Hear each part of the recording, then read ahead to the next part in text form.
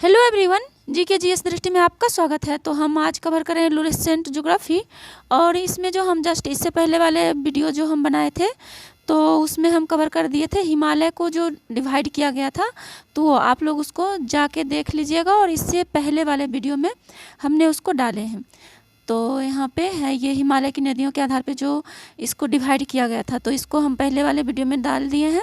आप प्लेलिस्ट में जाके आप लोग देख सकते हैं। तो देखिए यहाँ से आज हम शुरू कर रहे हैं।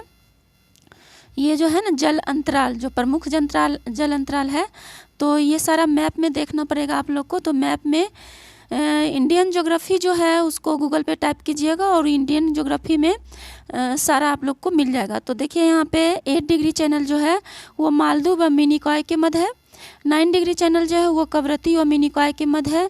10 डिग्री चैनल जो है वो छोटा अंडमान और कार निकोबार के मध्य है। उसके बाद ग्रैंड चैनल जो है वो है सुमात्रा, इंडोनेशिया और निकोबार के मध्य। पाक स्ट्रेट जो है वो तमिलनाडु और श्रीलंका के मध्य है।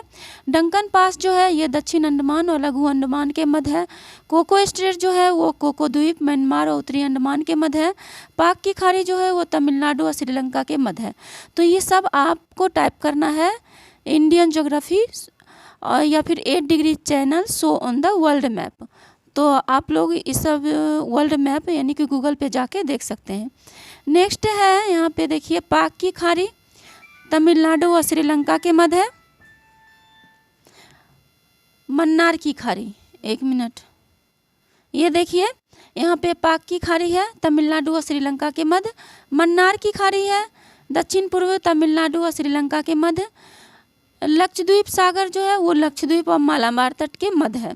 नेक्स्ट देखिए नोट में दिया हुआ है सेतु समुद्रम परियोजना मन्नार की खाड़ी को पाक की खाड़ी से जोड़ती है। तो सेतु समुद्रम परियोजना जो है वो मन्नार की खाड़ी को किससे जोड़ती है? पाक की खाड़ी से जोड़ती है। यहाँ पे देखिए व्हीलर द्वीप जो है ओडिशा के तट पर ब्राह्मणी नदी के मुहाने पर स्थित है। यहाँ भारत अपने मिसाइल का परीक्षण करता है। वर्तमान में इस द्वीप का नाम अब्दुल कलाम द्वीप रखा गया है। पंबन द्वीप मन्नार की खाड़ी में स्थित है। यह भारत एवं श्रीलंका के बीच है जो एडम्स ब्रिज राम सेतु का भाग है। इसे रामेश्वर द्वीप के नाम से भी जाना जाता है। नेक्स्ट देखिए भारत में बैरन तथा नारकोंडम नामक 2 प्रसिद्ध ज्वालामुखी द्वीप है। बैरन द्वीप निकोबार द्वीप समूह में है। यह सक्रिय ज्वालामुखी है जबकि नारकोंडम सुसुप्त ज्वालामुखी है। तो ये पूछता है कौन सा सक्रिय ज्वालामुखी है और कौन सुसुप्त ज्वालामुखी है। तो बैरन और नारकोंडम जो है ये प्रसिद्ध ज्वालामुखी द्वीप है। बैरन द्वीप जो है निकोबार द्वीप समूह में एक सक्रिय ज्वालामुखी है जबकि नारकोंडम सुसुप्त ज्वालामुखी है। नेक्स्ट देखिए लक्षद्वीप समूह अरब सागर में स्थित है। यहाँ पे देखिए लक्षद्वीप समूह अरब सागर में स्थित है। इसमें कुल 36 द्वीप हैं। इसमें केवल 11 द्वीप पर ही आबादी है।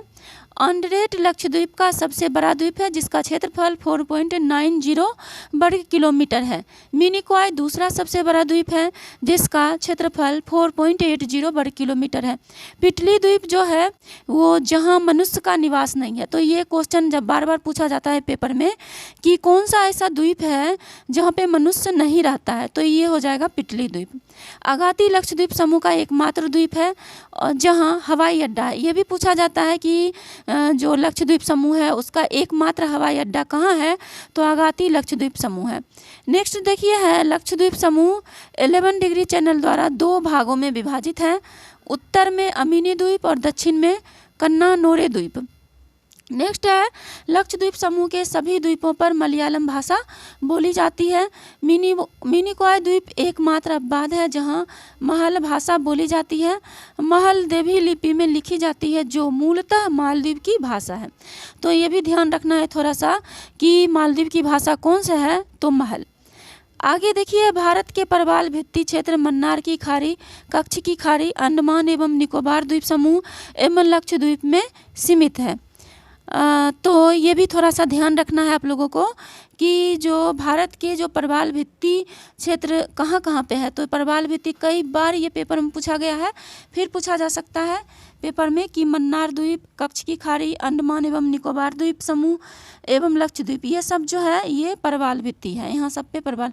और जो ये भी कई बार क्वेश्चन पूछा गया है कि कौन सा ऐसा द्वीप है जो है सिर्फ प्रवाल से बना हुआ है। तो लक्षद्वीप जो है वो सिर्फ प्रवाल से बना हुआ है तथा शेष सभी तटीय प्रवाल भित्ति है। प्रवाल भित्तियों का निर्माण सागरीय जीव मूंगा के अवशेषों के समेकन तथा संयोजन द्वारा होता है। और कैसे बनता है ये, तो ये मूंगा के अवशेष से बनता है। नेक्स्ट देखिए, मूंगा उष्णकटिबंधीय महासागरों में पाए जाते हैं तथा चूने पर निर्वाह करते हैं। मतलब कि ये जो जीवित रहते हैं, कैसे जीवित रहते हैं, तो ये जो इनका जीवन यापन होता है चूना पे होता है। तो ये थोड़ा सा ध्यान रखना है। हमने देख लिया कि प्रमुख जल अंतराल। नेक्स्ट देखिए, ये हम भारत की नदियाँ देखेंगे। तो सबसे पहले यहाँ पे देख लीजिए सिंधु नदी जो है, एक मिनट, हाँ, तो सिंधु नदी का जो उद्गम है वो तिब्बत में मानसरोवर झील के पास सनकोख्याब हिमनद से है। तो कई बार ऐसा क्वेश्चन पूछा जाता है कि सिंधु नदी का उद्गम कहाँ पे है, तो तिब्बत के मानसरोवर झील के पास सनोख्याब हिमनद से है। नेक्स्ट देखिए, झेलम है वेरीनाग कश्मीर के समीप, शेषनाग झील चिनाब नदी के पास है। आगे है रावी जो है वो कांगड़ा जिला हिमाचल प्रदेश रोहतांग दर्रे के समीप चिनाब नदी के पास है। आगे है चिनाब जो है वो चंद्र तथा भागा इनके उद्गम स्थान है। सिंधु नदी जो लाहुल को बारालाचा दर्रे के दोनों ओर स्थित है, यानी कि कह रहा है कि जो चिनाब नदी है वो चंद्र तथा भागा इसके उद्गम स्थान है। सिंधु नदी जो लाहुल के बारालाचा दर्रे के दोनों ओर स्थित है। नेक्स्ट देखिए है ब्यास, हिमाचल प्रदेश में रोहतांग दर्रे के समीप हरिके जिसको कपूरथला भी बोलते हैं, ब्यास कुंड में 4330 मीटर की ऊंचाई पर समीप सतलज नदी के आसपास है। ये यहाँ पे देखिए सतलज नदी, यहाँ पे देखिए सतलज। उसके बाद है यहाँ पे देखिए, एक मिनट, देखिए फिर से हम इसको देखते हैं। सिंधु नदी जो है तिब्बत के मानसरोवर झील के पास सनकोख्याब हिमनद से निकलती है। झेलम जो है ये वेरीनाग कश्मीर के समीप शेषनाग झील से निकलती है। रावी जो है कांगड़ा जिला हिमाचल प्रदेश रोहतांग दर्रे के पास से निकलती है। चिनाब जो है चंद्र तथा भागा इसके उद्गम स्थान है, जो लाहुल के बारालाचा दर्रे के दोनों ओर स्थित है। उसके बाद है ब्यास जो है हिमाचल प्रदेश में रोहतांग दर्रे के समीप ब्यास कुंड से 4330 मीटर की ऊंचाई पर है ये। और सतलज जो है तिब्बत में मानसरोवर झील के पास के समीप स्थित राकसताल, जो इसकी जो ऊंचाई है 4555 मीटर है। नेक्स्ट देखिए जो है यहाँ पे नेक्स्ट देखिए संगम का मुहाना जो है वो अरब सागर में है। उसके बाद झेलम का जो मुहाना है वो चिनाब नदी के पास है। रावी का जो मुहाना है वो चिनाब नदी के पास है। चिनाब का जो मुहाना है वो है सिंधु नदी के पास। ब्यास का जो मुहाना है वो है हरिके यानी कपूरथला के पास। सतलज नदी का जो मुहाना है वो है यहाँ पे देखिए सतलज नदी का वो जो मुहाना है वो है ब्यास नदी के पास हरिके पतन में। नेक्स्ट देखिए यहाँ है लंबाई, इसकी लंबाई देख लीजिए। सिंधु की जो लंबाई है वो 2880 किलोमीटर है। भारत में इसकी लंबाई जो है 1114 मीटर है किलोमीटर है सॉरी। नेक्स्ट देखिए झेलम की जो लंबाई है वो है 724, भारत में 400। उसके बाद रावी नदी की जो लंबाई है 725 मीटर है किलोमीटर है। और उसके बाद देखिए चिनाब की जो लंबाई है वो 1180 किलोमीटर भारत में है। नेक्स्ट है ब्यास की जो लंबाई है 4070 मीटर है। नेक्स्ट है सतलज की लंबाई जो है वो लगभग 1500 किलोमीटर है। भारत में इसकी लंबाई है 1050 किलोमीटर। नेक्स्ट देखिए इसके बारे में जो एक इसका फीचर दिया हुआ है, इसकी विशेषता जो दी हुई है, इसका विशेषता दिया हुआ आप लोग इसको अच्छे से देख लीजिएगा। तो सबसे पहले दिया हुआ है सिंधु की जो फीचर है, कह रहा है कि इसकी सहायक नदियाँ जास्कर, श्योक, गिलगित, हुंजा, नुब्रा, सीगर, गेसिंग, द्रास, सतलज, चिनाब, रावी, ब्यास तथा झेलम, यानी कि ये सिंधु का फीचर है। नेक्स्ट देखिए झेलम का जो फीचर है वो है श्रीनगर में शिकारा या बजरे चलाए जाते हैं। नेक्स्ट देखिए जो झेलम नदी में क्या चलाए जाते हैं, शिकारा। आप लोग कभी डल लेक घूमने गए होंगे, वहाँ भी देखे होंगे आप लोग कि शिकारा चलाया जाता है या बजरे चलाए जाते हैं। नेक्स्ट देखिए है रावी का जो है, रावी का यह माधोपुर के पास मैदान में प्रवेश करती है। यहाँ पे देखिए यह माधोपुर के पास कहाँ प्रवेश करती है, मैदान में प्रवेश करती है। आगे देखिए है यहाँ रावी चिनाब जो है यह सिंधु के सबसे बड़ी सहायक नदी है। यह पीर पंजाल में गहरा गॉर्ज बनाती है एवं अखनूर के निकट मैदान में प्रवेश करती है। यहाँ पे देखिए यह सिंधु के सबसे बड़ी सहायक नदी है। यह पीर पंजाल में गॉर्ज बनाती है एवं अखनूर के निकट मैदान में प्रवेश करती है। नेक्स्ट देखिए है ब्यास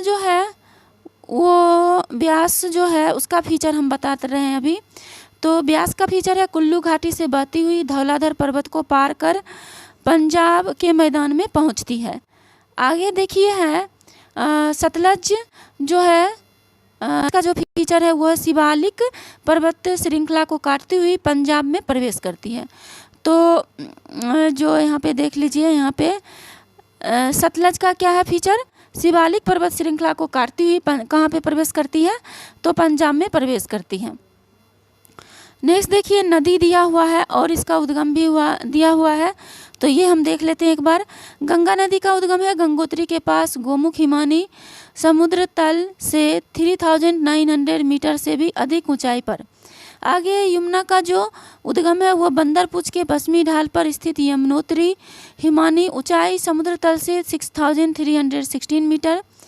चंबल का जो उद्गम है वो है मध्य प्रदेश में मऊ के समीप स्थित जाना पहाड़ी सिंगार चोरी चोटी, ऊंचाई जो है इसकी समुद्र तल से 843 मीटर है। रामगंगा जो है इसकी जो उद्गम है वो नैनीताल के समीप पर मुख्य हिमालय श्रेणी का दक्षिणी भाग है। नेक्स्ट देखिए शारदा जो है काली गंगा जिसको बोलते हैं, इसका जो उद्गम है कुमायूं हिमालय का मिलाम हिमनद से।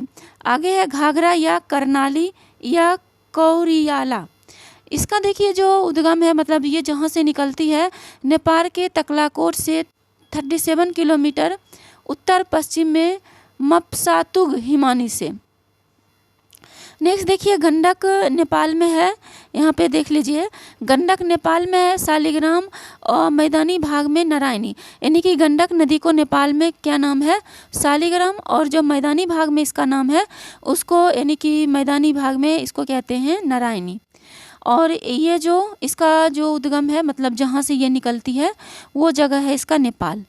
नेक्स्ट देखिए कोसी है, ये जो निकलती है जहाँ से गोसाई थान चोटी के उत्तर में। कई बार पेपर में पूछा गया है कि बिहार का शोक किसको कहा जाता है, तो कोसी को कहा जाता है। और ये निकलती कहाँ से है, तो गोसाई थान चोटी के उत्तर से निकलती है, तो इसको ध्यान में रखना है। नेक्स्ट देखिए बेतवा या बेत्रवती भी इसको कहते हैं। ये जो निकलती है मध्य प्रदेश के रायसेन जिले में कुमार गांव के समीप विंध्याचल पर्वत से निकलती है। और सोन जो है अमरकंटक की पहाड़ियों से निकलती है, तो सबको पता है, कई बार पेपर में पूछा गया है। और ये साउथ से नॉर्थ जाती है ये नदी, तो ये भी पूछता है कि ये साउथ से नॉर्थ बहती है या फिर नॉर्थ से साउथ, तो ये रिवर जो है साउथ से नॉर्थ बहती है। नेक्स्ट देखिए ब्रह्मपुत्र जो है वो तिब्बत में साँपू तथा अरुणाचल प्रदेश में दिहांग, यानी कि ब्रह्मपुत्र रिवर का जो नाम है वो तिब्बत में इसका नाम है साँपू तथा अरुणाचल प्रदेश में जो इसका नाम है वो नाम है इसका दिहांग। और ये जो इसका जो उद्गम है ये निकलती है तिब्बत में मानसरोवर झील के 80 किलोमीटर की दूरी पर स्थित चेमायुंगडुंग हिमानी से निकलती है ये, और इसकी हाइट जो है 5150 मीटर है। उसके बाद देखिए नेक्स्ट जो है ब्रह्मपुत्र के बाद नर्मदा को हम कहाँ है ये नर्मदा नदी, तो बिंद सतपुरा पर्वत श्रृंखला के मध्य में बहती है ये, यानी कि नर्मदा जो है ये विंध्याचल पर्वत और सतपुरा पर्वत, सतपुरा पर्वत श्रृंखला है, ये दोनों के बीच से नर्मदा रिवर बहती है। और इसका जो उद्गम है, कई बार पेपर में पूछा गया ये कि नर्मदा नदी जो है कहाँ से किसके किसके बीच बहती है, तो विंध्याचल और सतपुरा के बीच बहती है ये। और इसका जो मतलब कि इसका जो उद्गम है ये जहाँ से निकलती है, यह है विंध्याचल पर्वत श्रेणियों में स्थित अमरकंटक नामक स्थान, मतलब अमरकंटक स्थान नामक स्थान से निकलती है। और कितना ऊंचाई से ये गिरती है, 1057 मीटर से ये नीचे गिरती है। नेक्स्ट देखिए है ताप्ती रिवर। ताप्ती रिवर जो है वो है बैतूल जिले। बैतूल जिला कहाँ पे है, मध्य प्रदेश में। और ये एक जगह है, उसका नाम है मुल्ताई। इसका मूल नाम है ताप्ती, यानी कि मुल्ताई नगर के पास 722 मीटर की ऊंचाई से ये नीचे गिरती है। नेक्स्ट देखिए महानदी। तो महानदी जो निकलती है वो छत्तीसगढ़ के रायपुर जिले के समीप से ये निकलती है। ये तो इजी है, याद रहेगा। नेक्स्ट है क्षिप्रा नदी। इंदौर जिले के काकरी बर्डी नामक पहाड़ी से ये निकलती है। माही नदी, ये एमपी वाला पेपर होता है उसमें पूछा जाता है। नेक्स्ट देखिए माही रिवर जो है वो धार जिला मध्य प्रदेश के अमझोड़ा में मेहद झील से, ये ऐसे नाम है, 2-3 बार पढ़ने पे याद होंगी। नेक्स्ट देखिए लूनी, कई बार पेपर में पूछा गया कि कौन सी ऐसी नदी है जो निकलती है और वो किसी भी समुद्र में नहीं मिलती है। तो लूनी नदी जो है वो राजस्थान से निकलती है और वहीं विलीन हो जाती है, ये किसी भी समुद्र में नहीं गिरती है। तो यहाँ पे देखिए दिया है कि अजमेर जिले में स्थित नाग पहाड़ अरावली पर्वत, ये पुष्कर के समीप 2 धाराओं सरस्वती और सागरमती के रूप में उत्पन्न होती है, जो गोविंदगढ़ के निकट आपस में मिल जाती है और ये समुद्र में नहीं मिलती है। तो ये ध्यान रखना है। लूनी नदी के बारे में कई बार पेपर में पूछा गया है और मैप में भी आप देख सकते हैं। Luni river on the Indian map आप डालिएगा, दिखा देगा। नेक्स्ट देखिए सोम जो है ये उदयपुर जिले के बीछा मेड़ा नामक स्थान पर है। और आगे है साबरमती जो है वो जय समुद्र झील अरावली पर्वत पर है, वहाँ से निकलती है। नेक्स्ट देखिए बनास अर्थात बन की आशा, इसका मतलब मीनिंग कहा गया था, उसी के नाम पर इसका बनास रिवर रखा गया है। और ये निकलती है मतलब ये कहाँ पे बहती है, तो राजस्थान में। खामनेर की पहाड़ी राजसमंद जिला, राजस्थान में ही एक जिला है राजसमंद जिला, वहाँ पे है खामनेर की पहाड़ी, वहीं से ये निकलती है। आगे जो है वो है बाणगंगा, ये बैराट की पहाड़ी जयपुर से निकलती है, मतलब कि ये भी बाणगंगा जो रिवर है ये भी राजस्थान में ही बहती है। नेक्स्ट है कृष्णा रिवर, ये साउथ में बहती है, साउथ और नॉर्थ के बीच लगभग है। कह रहा है महाबलेश्वर के समीप, महाबलेश्वर कहाँ है, महाराष्ट्र में। तो महाबलेश्वर के समीप पश्चिमी घाट पहाड़, मतलब कि ये कितनी ऊंचाई से गिरती है, तो 1337 मीटर की ऊंचाई से ये नीचे गिरती है। कृष्णा रिवर ये नीचे आती है और ये पश्चिमी घाट पहाड़, इसकी हाइट भी है 1337 मीटर। नेक्स्ट देखिए ये भी दिया हुआ है। हमने देखा कि उद्गम इसका कहाँ पे है, अब हम इसका मुहाना मतलब ये कहाँ मिल जाती है, इसका संगम कहाँ पे होता है, तो गंगा नदी का संगम है बंगाल की खाड़ी, यमुना नदी का संगम है प्रयाग इलाहाबाद। नेक्स्ट देखिए चंबल नदी का जो संगम है वो है इटावा उत्तर प्रदेश। उसके बाद है रामगंगा नदी का जो संगम है वो है कन्नौज के निकट, गंगा नदी ही इसका संगम है। उसके बाद शारदा काली गंगा का जो संगम है वो बहराम घाट के समीप इसका संगम है, यानी कि ये घाघरा नदी में मिल जाती है। नेक्स्ट देखिए है घाघरा या करनाली या कोरियाला, इसका जो संगम है सारण या बलिया जिले के सीमा पर, ये भी गंगा नदी में मिल जाती है। नेक्स्ट देखिए यहाँ पे है घाघरा या करनाली या कोरियाला, इसमें जो सारण या बलिया जिले के सीमा पर गंगा नदी से ये भी मिल जाती है। नेक्स्ट देखिए गंडक है, गंडक नेपाल में शालिग्राम व मैदान भाग में इसको नारायणी कहते हैं, तो पहले ही देख चुके थे। और इसका जो है ये मुहाना जो है इसका संगम जो है पटना के समीप गंगा नदी में गंडक का मुहाना है, यानी संगम है। उसके बाद जो है कोसी का जो ये संगम है वो कारगोला के दक्षिण पश्चिम गंगा नदी में ही इसका भी संगम है। अधिकांश रिवर जो है वो नॉर्थ की अधिकांश रिवर गंगा नदी में आके मिलती है। नेक्स्ट जो है बेतवा या बैतरनी या बेत्रवती, इसका जो भी नाम हो, तो ये जो मिलती है वो हमीरपुर के समीप यमुना नदी से मिल जाती है।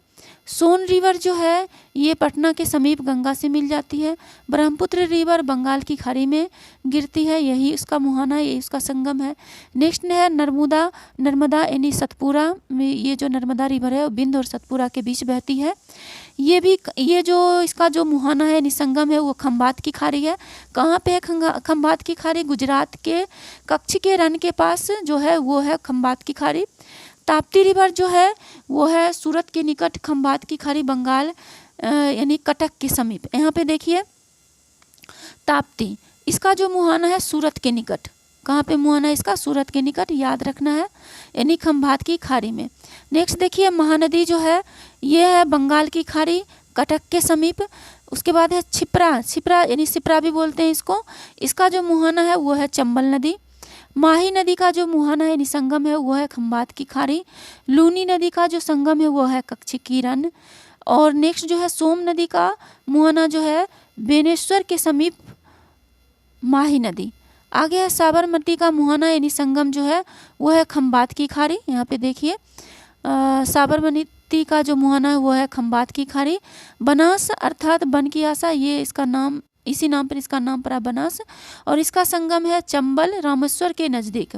उसके बाद है बाणगंगा का जो मुहाना है वो है यमुना फतेहाबाद आगरा के समीप। नेक्स्ट है कृष्णा का जो मुहाना है वो है यमुना फतेहाबाद, कृष्णा का जो मुहाना है यानी संगम है वो है बंगाल की खाड़ी। तो ये इसका मुहाना भी ध्यान रखना है, कभी कभी पेपर में पूछता है। नेक्स्ट देखिए इसका फीचर हम देख लेते हैं। कई बार इसके फीचर पूछ देते हैं, जैसे यूपीएससी का एग्जाम हुआ, पीसीएस का एग्जाम हुआ, या और जितने सारे वनडे एसएससी वगैरह एग्जाम है वो फीचर, एसएससी वगैरह में तो फैक्ट पूछते हैं, बट इसमें जो है इसमें फीचर पूछता है यूपीएससी और पीसीएस में। तो अब हम इसका फीचर देखेंगे। गंगा नदी का फीचर क्या क्या है? तो गंगा जो है सबसे महत्वपूर्ण फीचर इसका है गंगा भागीरथी एवं अलकनंदा नदियों का सम्मिलित नाम है। गंगा किसका सम्मिलित नाम है? गंगा भागीरथी अलकनंदा नदियों का सम्मिलित नाम है। आगे है यमुना रिवर। यमुना रिवर जो है इसकी सहायक नदी है चंबल, बेतवा तथा केन। ये तीनों ही नदियाँ दक्षिण से यमुना में मिलती है। ये तीनों नदियाँ किधर से यमुना में मिलती है? दक्षिण से। तो ये भी पेपर में पूछा गया है कि चंबल, बेतवा तथा केन ये नॉर्थ से यमुना में मिलती है या साउथ से? तो ये साउथ से यमुना में मिल जाती है। नेक्स्ट देखिए है आगे है चंबल, चंबल तो हम देख लिए थे। नेक्स्ट है रामगंगा। रामगंगा जो है ये खोन इसकी प्रमुख सहायक नदी। इसका फीचर क्या है? खोन इसकी प्रमुख सहायक नदी है। और एक चीज़ और दिया है कि देश के सबसे गहरे खड्डों का निर्माण इसकी सहायक नदियाँ काली, सिंध, पार्वती, सिप्ता, बनास, कुरल, बामनी और मेज, ये सब जो है ना बहुत सबसे गहरे खड्ड मतलब गड्ढे का निर्माण करती है। और ये सहायक नदी किसकी है? तो ये यमुना, ये जो है चंबल की सहायक नदी है। चंबल का जंगल भी होता है ना, वो ये सब मध्य प्रदेश में है। नेक्स्ट देखिए आगे है कि रामगंगा, इसका जो फीचर दिया हुआ है कि खून इसकी प्रमुख सहायक नदी है, बस इतना ही है। नेक्स्ट देखते हैं शारदा। इसकी जो विशेषता है, इसका फीचर है शारदा की जो सहायक नदियां हैं वो शर्मा, लिसार, सरयू, पूर्वी रामगंगा, चौकिया, ये सब रिवर का नाम है। नेक्स्ट देखिए घाघरा या करनाली या कोरियाला, तीन नाम है इसका। तो इसकी जो सहायक रिवर है वो है शिवालिक को पार करते समय शीश पानी नामक 180 मीटर गहरे खड्ड का निर्माण, काली नदी, चौकिया तथा छोटी गंगा इसकी सहायक नदियां हैं। नेक्स्ट देखिए जो है गंडक नेपाल में शालिग्राम और मैदानी भाग में नारायणी, ये तो हम पहले भी देखे थे, अब हम इसका फीचर देखेंगे। गंडक की जो सहायक नदी है वो है काली गंडक, त्रिशूली गंगा, इसमें मिलने वाले गोल गोल पत्थरों को शालिग्राम कहते हैं, यानी कि इसमें जो गोल पत्थर मिलता है ना उसी को शालिग्राम कहते हैं। आगे है कोसी रिवर, बिहार का शोक जिसको कहा जाता है, ये अपना जो है रास्ता का हमेशा चेंज करती रहती है और इससे बहुत ज़्यादा बाढ़ भी आती है। इसके बारे में दिया, इसकी मुख्य धारा अरुण नदी, तिब्बत में पंगचू, मतलब कि अरुण नदी को तिब्बत में जो है वो पंगचू कहते हैं। सहायक नदियां हैं यारू, सुनकोसी, तामूर, कोसी, इंद्रावती, लिखू, दूध कोसी, भोट कोसी, तांबा कोसी आदि, यानी कि सब इसकी सहायक नदियां हैं। मतलब कोसी कोसी से याद रख लेना है। नेक्स्ट देखिए है बेतवा या बेतरवती या बेतरनी। ये इसकी जो फीचर दिया है, ऊपरी मार्ग में कई झरनों का निर्माण होता है इससे। यहाँ पे दिया है कि ऊपरी मार्ग में इससे क्या होता है, कई झरनों का निर्माण होता है। नेक्स्ट है बेतवा या सोन रिवर के बारे में दिया है। यहाँ पे देखिए सोन रिवर का जो फीचर है वो नर्मदा के समीप इसका उद्गम होता है। बस यही दिया है कि इसका जो उद्गम होता है ना, ये तो पता ही है कि जो ये अमरकंटक की पहाड़ियाँ से निकलती है। नेक्स्ट देखिए ब्रह्मपुत्र रिवर, काफ़ी इंपॉर्टेंट है, कई बार पेपर में इससे पूछा गया क्वेश्चन। तो देखिए ब्रह्मपुत्र नदी के बारे में दिया है, ये तो याद ही कर लेना है कि ब्रह्मपुत्र रिवर का सहायक नदी कौन कौन है। यहाँ तक कि यूपीएससी में भी इससे क्वेश्चन आए हैं। तो देखिए ये जो है दिबांग, लोहित, कामेंग, सुबनसिरी, मानस, पुथिमारी, धनसिरी, पगलाडिया, तिस्ता जो है बांग्लादेश में, ये सब इसकी सहायक नदी है। काफ़ी अच्छा नाम है इसका, याद भी रहेगा। नेक्स्ट देखिए है नर्मदा, ये तो पता है कि विंध्याचल पर्वत और सतपुरा पर्वत श्रृंखला के बीच ये बहती है नर्मदा रिवर। अब हम इसका फीचर देखते हैं। जबलपुर में भेड़ाघाट के समीप कपिलधारा धुआंधार जलप्रपात का निर्माण करती है। ये नर्मदा डेल्टा के बजाय एस्चुरी बनाती है। एस्चुरी और डेल्टा में क्या फ़र्क होता है, इसको समझिए। डेल्टा जो होता है जब नदी धीरे धीरे आती है और बहुत बड़ा उपजाऊ ज़मीन छोड़ जाती है, वहाँ पे जो प्रोडक्शन होता है, फसल का उत्पादन बहुत ज़्यादा होता है, उसी को डेल्टा कहते हैं। और एस्चुरी किसको कहते हैं, जब बहुत ऊंचे से नदी जब नीचे गिरती है तो उसको एस्चुरी कहते हैं। और वहाँ पे डेल्टा नहीं बनाता, वहाँ की भूमि उतनी उपजाऊ नहीं होती है, क्योंकि जो वहाँ के ज़मीन का कटाव ज़्यादा होता है, इसलिए वहाँ पे प्रोडक्शन होती है। बट वो जंगल वहाँ पे जो होते हैं, जंगल वगैरह होते हैं, मैंग्रोव वगैरह वहीं पे होते हैं। बट जो अनाज जो कि ये ग्रेन होता है वो सब वहाँ पे नहीं होता है। प्रोडक्शन के मामले में डेल्टा काफ़ी अच्छा है, यहाँ पे बहुत ज़्यादा प्रोडक्शन होता है। नेक्स्ट देखिए है यह विभ्रंश घाटी। विभ्रंश घाटी का मतलब होता है कि जब नदी चलती है ना तो काटती हुई चलती है और इसके आसपास जो होता है काफ़ी कटाव बना रहता है। यानी कि जब पहाड़ है, पहाड़ के बीच से नदी जब बहती है तो पहाड़ एक सीध में नहीं होगा, वहाँ पे काफ़ी कटाव होता है। इसी को कहते हैं भ्रंश घाटी या फिर विभ्रंश घाटी। तो ये इसको इंग्लिश में रिफ्ट घाटी भी कहते हैं, रिफ्ट वैली। तो ये कहता है कि ये विभ्रंश घाटी से होकर बहती है। नेक्स्ट है यहाँ पे देखिए इसका फीचर दिया हुआ है ताप्ती का, और ताप्ती की जो लंबाई है 724 किलोमीटर है। डेल्टा के बजाय एस्चुरी बनाती है, पूर्ण प्रमुख सहायक नदी है। ताप्ती रिवर याद रखना है क्या बनाती है, एस्चुरी बनाती है। एक चीज़ और पूछता है कि ताप्ती रिवर जो है बंगाल की खाड़ी में गिरती है या फिर अरब सागर में गिरती है। तो ताप्ती रिवर जो है वो गिरती है अरब सागर में, ये भी ध्यान रखना है। नेक्स्ट है ब्राह्मणी तथा बैतरणी सहायक नदियां हैं। कौन कौन सहायक नदी है, ब्राह्मणी और बैतरणी।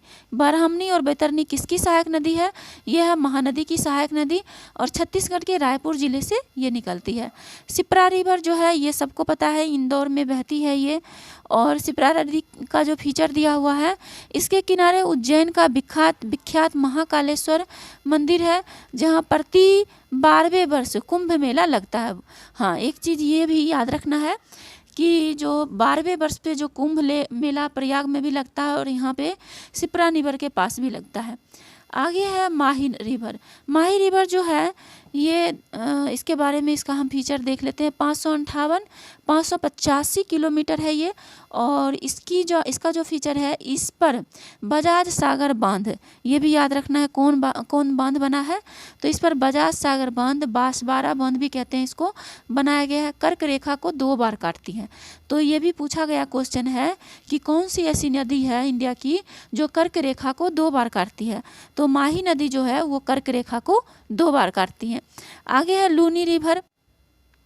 लूनी रिवर जो है अजमेर जिले में स्थित नाग पहाड़ कक्ष आरावली पर्वत यह पुष्कर के समीप दो धाराओं सरस्वती और सागरमती के रूप में उत्पन्न होती है, जो गोविंदगंज के निकट आपस में मिल जाती है। लूनी नदी के बारे में ये भी बताए थे कि लूनी नदी जो है ना राजस्थान में जब निकलती है तो ये किसी भी समुद्र में नहीं मिलती है, ये ज़मीन उसी धरती से निकलती है और वहीं विलीन हो जाती है। और ये पेपर में पूछा गया था, यूपीएससी के पेपर में फिर पूछा जा सकता है। तो ये है लूनी रिवर और ये भारत की एकमात्र अंतर्वाही नदी है। जोवाई, सुकरी, जोजारी इसकी प्रमुख सहायक नदियां हैं।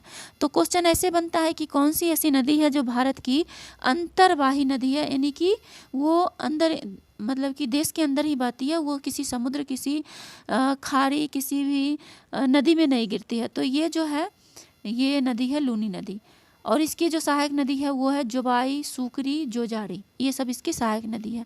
आगे है सोम रिवर जो है वो इसका फीचर दिया है जोखम, गोमती तथा सारनी इसकी सहायक नदी है, किसकी? सोम की। नेक्स्ट देखिए है सोम के बाद साबरमती नदी की जो लंबाई है 371 मीटर है। उसके बाद बनास दिया है, बनास की जो लंबाई है वो 480 किलोमीटर और यहाँ पे मीटर की जगह पे किलोमीटर कर लीजिएगा। तो देखिए ये जो है इसका फीचर दिया है कि यह एकमात्र ऐसी नदी है जो संपूर्ण चक्र राजस्थान में ही पूरा करती है। इसकी सहायक नदियाँ हैं बेरज, कोठारी, मानसी, खारी, मोरेल, यानी कि पूरा चक्र लगाती है बनास रिवर कहाँ? राजस्थान में ही। आगे नेक्स्ट रिवर है बाणगंगा। बाणगंगा जो है वो है इस पर जब जमबारामगढ़ के पास बांध बनाकर जयपुर को पेयजल की आपूर्ति की जाती है। किस रिवर से? तो ये ध्यान रखना है कि ये बाणगंगा रिवर से। नेक्स्ट देखिए कृष्णा रिवर। कृष्णा रिवर जो है इसकी जो लंबाई है 1401 किलोमीटर। इसकी प्रमुख सहायक नदी है, याद रखिएगा कृष्णा रिवर का सहायक नदी पूछता है पेपर में, भीमा, तुंगभद्रा, मूसी, अमरावती, कोयना, पंचगंगा, दूधगंगा, घाट प्रभा, माल प्रभा आदि। नेक्स्ट देखिए है यहाँ पे दिया है कि गोदावरी रिवर जो है ये कहाँ से निकलती है? तो गोदावरी रिवर जो है ये निकलती है नासिक जिले से। एक मिनट ये देख लीजिए, यहाँ पे दिया है कि गोदावरी रिवर निकलती है नासिक जिले से। ये रहा गोदावरी रिवर जो है नासिक जिले महाराष्ट्र के त्र्यंबक गांव की एक पहाड़ी प्रायद्वीपीय भारत की सबसे बड़ी और लंबी नदी है। कावेरी रिवर जो है कर्नाटक के कुर्ग जिले में स्थित ब्रह्मगिरी पहाड़ी ऊंचाई समुद्र तल से 1341 मीटर। तुंगभद्रा रिवर जो है ये कर्नाटक में पश्चिमी घाट पहाड़ के गंगामूल चोटी से तुंगा तथा समीप में ही काडूर से भद्रा नदी का उद्गम है ये। नेक्स्ट है देखिए पेन्नार जो है नंदी दुर्ग श्रेणी की चेन्ना केसवा पहाड़ी जो है ये चेन्ना केसवा पहाड़ी से निकलती है ये। नेक्स्ट देखिए दक्षिणी टोन्स। नेक्स्ट हम देखेंगे यहाँ पे क्या दिया है, दक्षिणी टोन्स कैमूर पहाड़ी में स्थित तमसा कुंड से तमसा कुंड जलाशय निकलती है। नेक्स्ट है पेरियार रिवर जो है ये पेरियार झील से निकलती है। नेक्स्ट है उमियम झील मेघालय से निकलती है। नेक्स्ट है हुगली रिवर जो है यह गंगा की एक शाखा है जो धूलिया पश्चिम बंगाल के दक्षिण गंगा से अलग होती है। किससे अलग होती है? तो कह रहे यह गंगा की एक शाखा है जो धूलिया यानी कि पश्चिम बंगाल के दक्षिण गंगा से अलग होती है। आगे देखिए है बगई रिवर जो है ये कंडन मणिक्यूर, यहाँ पे देखिए बगई रिवर जो है कंडन मणिकन्यूर पश्चिमी घाट में मदुरई के समीप तमिलनाडु से निकलती है। और नेक्स्ट दिया है इसकी जो संगम मुहाना का है वो भी हम देख लेते हैं। तो गोदावरी नदी का संगम है बंगाल की खाड़ी, कावेरी नदी का संगम है बंगाल की खाड़ी, तुंगभद्रा रिवर का संगम है कृष्णा नदी, उसके बाद पेन्नार नदी का संगम है बंगाल की खाड़ी, दक्षिणी टोंस रिवर का संगम है सिरसा के समीप गंगा नदी। उसके बाद पेरियार रिवर का संगम है सिरसा के समीप गंगा नदी। और उमियम रिवर का संगम है सिरसा के समीप गंगा नदी। हुगली रिवर का संगम है बंगाल की खाड़ी। और बेगई नदी का संगम है बंगाल की खाड़ी। नेक्स्ट देखिए है गोदावरी रिवर की लंबाई है 1465 किलोमीटर। कावेरी रिवर की लंबाई है 800 किलोमीटर। तुंगभद्रा रिवर की लंबाई है 331 किलोमीटर। उसके बाद पेन्नार रिवर की लंबाई है 597 किलोमीटर। दक्षिणी टोंस रिवर की लंबाई है 265 किलोमीटर। उसके बाद बेगई नदी की लंबाई है 288 किलोमीटर। अब देखेंगे हम इसका फीचर। देखिए गोदावरी नदी का जो फीचर है वो है इसे बिरधगंगा या दक्षिण गंगा भी कहा जाता है। तो पूछा जाता है पेपर में कि पूछा जाएगा कि बिरधगंगा या दक्षिण गंगा किसको कहा जाता है, तो ये गोदावरी रिवर को कहा जाता है, कई बार पूछा गया है। गोदावरी की प्रमुख सहायक नदियां हैं पेनगंगा, इंद्रावती, प्राणहिता, मंजीरा, सबरी, पूर्णा, बैनगंगा, परबदा और बरधा। कई बार पेपर में पूछा गया, ये पूछा जा सकता है फिर से। तो याद रखना है कि गोदावरी की सहायक नदियाँ कौन कौन है। नेक्स्ट देखिए है गोदावरी के बाद कावेरी रिवर। कावेरी रिवर की सहायक नदी जो है वो इसे दक्षिण भारत की गंगा के रूप में भी जाना जाता है। शिव समुद्रम जलप्रपात तथा श्रीरंगपट्टनम एवं शिव समुद्रम द्वीपों की उपस्थिति इसकी महत्व बढ़ा देती है।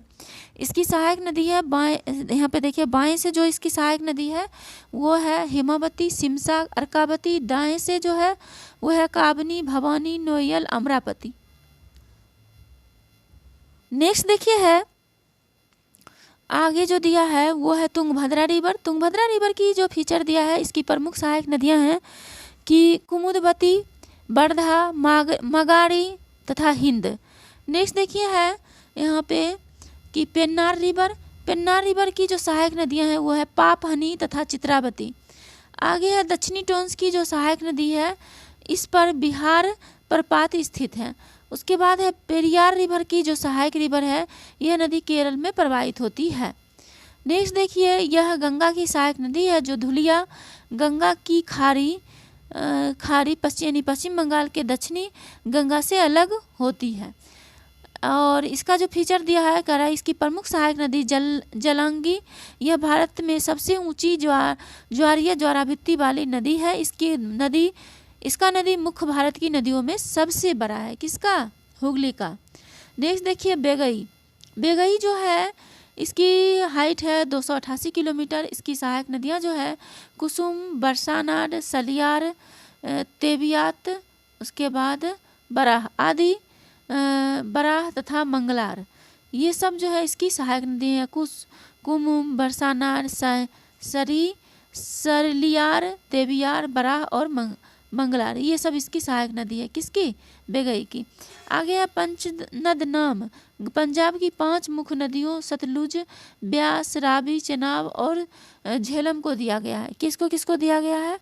तो देखिए पंचनद नाम पंजाब की 5 प्रमुख नदियों में सतलज, ब्यास, रावी, चेनाब स्रोत जो है नदी की लंबाई भारत की भौतिक पर्यावरण जो वर्ग 11 NCERT। नेक्स्ट देखिए दिया है कि उत्तराखंड के उत्तरकाशी जिले में 3900 मीटर की ऊंचा गौमुख की निकट गंगोत्री, यहाँ पे देखिए गौमुख के निकट गंगोत्री हिमानी का उद्गम स्थान है। यहाँ इसे भागीरथी कहते हैं। यह गंगा की मुख्यधारा है।